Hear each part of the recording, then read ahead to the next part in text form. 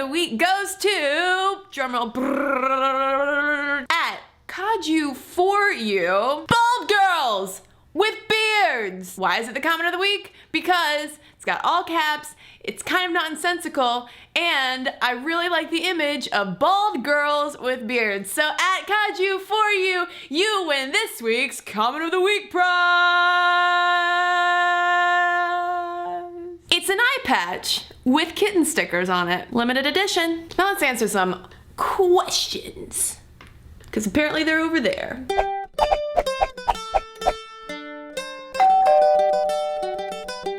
Ultimate Stone Dragon asks, Ask Kristen. Hello. I broke up with my last girlfriend because of a lack of physical attraction, but I still feel guilty about it. How much should one stick to standards of physical beauty, who excites body and mind, and how much should one keep an open mind about a partner's look? I think as long as you were kind and honest about the breakup, you don't need to feel guilty at all. I've been the person on the dumping side of things, the one who pulled the trigger on a breakup, and I know that guilt that you're talking about. A lot of times, the person who initiates a breakup is portrayed as just being heartless, but it hurts. It hurts a lot to do that to somebody you love. So I say to you, absolve yourself of some of this guilt. In terms of the question of physical attraction versus inner attraction and what should guide you, I think that we should definitely approach relationships with open minds, and I do believe, and I've experienced the fact that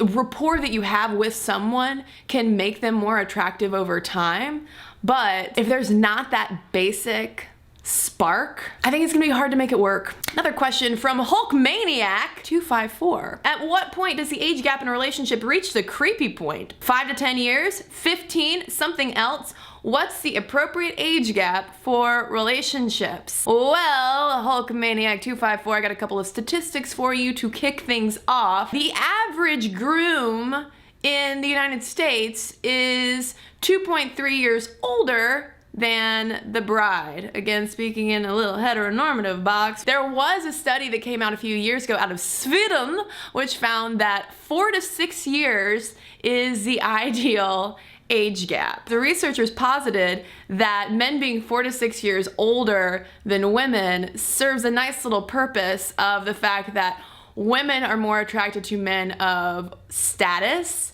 So older men generally have a little bit of higher status, whereas men tend to be more attracted to women who look younger and are more fertile and all of that stuff. So by having women be a little bit younger than the dudes, that keeps them interested. Just really saps any kind of magic out of two people hanging out for a really long time for the rest of their lives and calling it happily ever after. A long time ago, actually, we did a Stuff Mom Never Told You podcast about age gaps in relationships and heard from a ton of people who were in relationships with 10, 15-year age gaps saying, you know what, it actually works really well. I think that the creep factor comes in when one of the parties is really young. If we're talking like an 18-year-old and a 35-year-old, that's creepy. I think that the older we get, the less the age gaps matter. Dating someone in their 40s might be challenging because you have factors like ex-spouses and maybe children and all of those kinds of things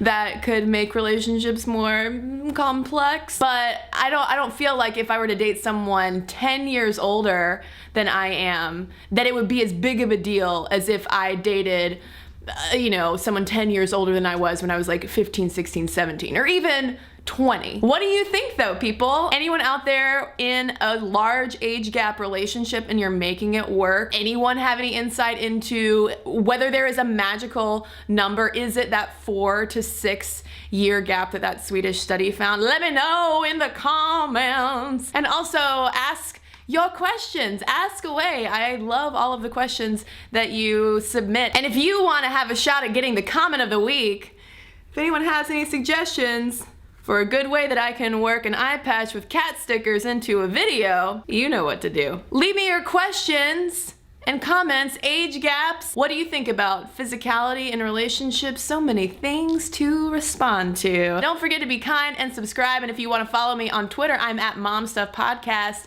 And check me out on Facebook as well. See y'all.